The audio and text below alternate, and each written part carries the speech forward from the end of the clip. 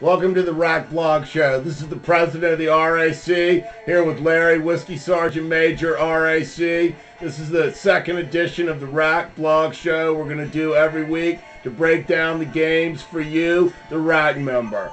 This week, we had a big game, big win against the dirty, stinking Saints. We beat them up pretty bad. What was the key to the victory, Larry?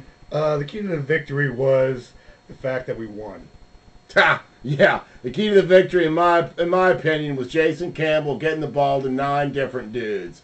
That, my friend, is called spreading the ball around. Spreading around like jelly. Like jelly. That's what I'm talking about. The one thing I'd like to mention about the game, though, it was hot. Damn hot. It was so brutally hot, I just can't tell you. It was the hottest football game I've ever been at. And that includes the junior JV game where I recovered the fumble to lead the team on to victory. I don't know. It might have not been that hot. How about Chris Horton now? Here's a guy, finds out he's going to play 6 o'clock in the morning, goes out, he gets the hat trick. We didn't know what a hat trick was, but now he does. I mean, you know, I've said all along Reed Doherty's the weak link in that defense. If we can get some play like that out of Horton every week, man, all of a sudden our secondary is a lot better. Yeah, well, I'm not really so down on Doughboy, but Horton did come through with flying colors. Well, I mean, I think we're going to see this week whether Doughty can do it or not. Because, I mean, as at this point, he's got big shoes to fill, man. Horton was all over the field. He was in the exact right place every single play. And from what I've seen out of Doherty in the preseason in the first game, I just don't think he can cut it. Well, we'll see. I don't know. I'm not so down on Doughty. Yeah, we'll see. All right, moving to the next hot topic in D.C. today, Clinton Portis. Did you happen to catch his rant with B. Mitch yesterday? I did. I'd love to see that fly. I would pay for it. I think Clinton Portis would beat down that dirty evil. Clinton Portis would beat his ass in like 1/2 a round. I mean, the kid went to the flippin' Eagles. Man, and you know what? It just makes me mad because I think B. Mitch is wrong to criticize Clinton as a man for what he said. Because let me tell you something. Here's what Clinton said. He was asked, how do you think you stack up against the other running backs in the NFL? And he said, I don't really know. I'd like to have a chance to run behind some of their lines and see how I did. I think that's a fair thing to say, man. I don't think that's throwing the line under the bus in any way. Well, they've already thrown the line under the bus by sitting Jansen, which probably was the smartest thing to do. Well, exactly. I mean, obviously, man, our offensive line is old. They're getting older. I mean, they're good right now. They can be one of the best lines in the NFL, but I don't think it's that B. Mitch needs to call out Clinton as some kind of, like, you know, bad dude because he said that. I agree. Absolutely. All right, now let's go on to Jason Campbell. Jason Campbell, I think, by anyone's estimation, made huge leaps and bounds in this week's game. Well, you got to put two together, though. I mean, seriously. Well, I'm with you 100%, man. But, I mean, at least he's making progress. He's reading his checkdowns. He's spreading the ball around. I mean, you got to say that dude, you know, if he can just continue along this path, I mean, he's going to be a great quarterback, man, for us for a long time. I mean, he was a Joe Gibbs choice, and Joe Gibbs makes smart moves, even though, you know, he left early. But, you know, what can you do? Yeah, well, you know, I just think the thing is with Campbell is that he has pretty much consistently been like a 77, 80% QB rating quarterback the entire time here. Let's say a season and a half. You know, on Sunday he had 104 QB rating. If he can keep it up somewhere around there, you know, 85, 90, I mean, you're talking about a lot of wins for this franchise. Well, we can hope so. I mean, I look forward to it. Time will tell. All right, which Santana Moss is going to show up this week? The guy who catches 7 balls for like 150 yards, the one who drops 7 balls and quits on plays? Well, it is another home game, so let's hope for Santana, the real Santana, to show up.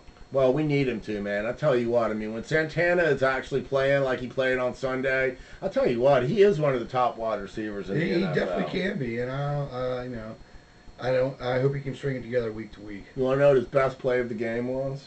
You want to know Campbell and Moss's best play of the game? Was it 61-yard pass? It wasn't. It was the 2-yard slant on 4th and 2. I mean, come on, man. You got to give Zorn credit for that because Gibbs would have never done that. We're punting the ball back. We probably would have lost the game. Well, given the fact that we couldn't punt 10 yards, I think it's a smart move anyways.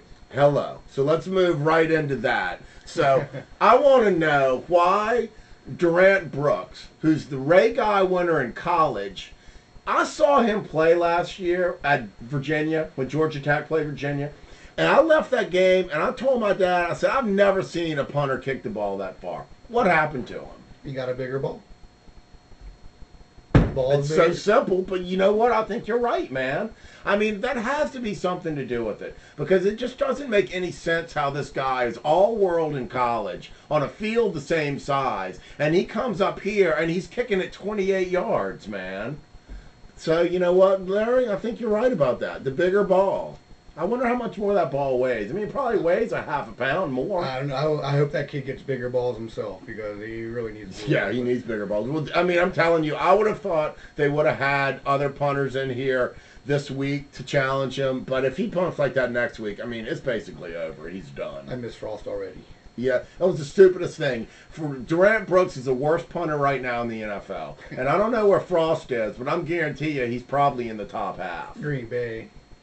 And he's winning games. Yeah.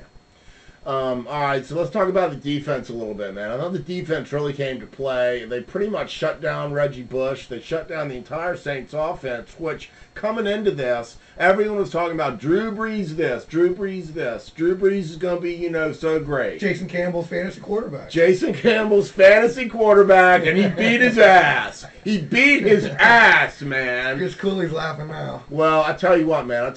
All right, so next up we got the Cardinals, 2-0 coming into town. How you feeling about the Cardinals? You know, I think they might be the NFC hidden nugget, but then again, they have this old gimpy bastard back there, old Kurt Warner with his crew-cut hair wife, and you know, I really think this is a time for Jason Taylor. Do you think she's a lesbian? I think they're both lesbians. I think they both are lesbians too. But I think this is a good time for our bookends, defensive ends to come together at the quarterback. Well, I'll tell you one thing right now. He ain't having 2 perfect games in a row. Nope. So he got it out of his system last week. And I'll tell you another thing. They beat San Francisco and the Dolphins. Probably 2 of the worst teams in the league. So, you know, the fact that they're 2-0, haven't beaten those 2 crappy teams, you know, I'm really not too worried about it. I mean, I think they're going to come give us a fight. But I think if that team, if the same team that showed up last week shows up this week, man, we can take the Cardinals for sure. They have scary wide receivers with Larry Fitzgerald and Anquan Bolden. Bolden's having a monster year, man. There's no doubt about that. But I tell you what, you know, if our secondary keeps playing like it does and Springs can stay healthy, we start getting, you know, production out of the safeties like we were with Horton and Dowdy, I think we're going to be all right. I hope so. I think you're right. You know, it's all about, you know, game time play. Got to get up there, strap it on, and hit some people. That's what it's all about. All right, so final topic for today, the Dirtbags. We had a big show last weekend. Were you hot out there, Larry? I was hot and drunk. I thought I was going to die. I'll say it right here. I couldn't even breathe in between words. So I want to apologize to anybody who thought we looked hot and tired, because we were. We were effing hot and effing tired out there. This week we got a bigger show. We're still at A60. It's going to be massive. Get out there early, 11 o'clock. We go on. We'll be right at A60. Let's have a big week. Got anything to leave them with, Larry? Drink a lot and party hard. I'm DD this week. I'll be taking one for the team. That means Whiskey Sergeant Major is in full effect. That's it. We're out of here. Hail to the Redskins. Hail to the Redskins. See you next week.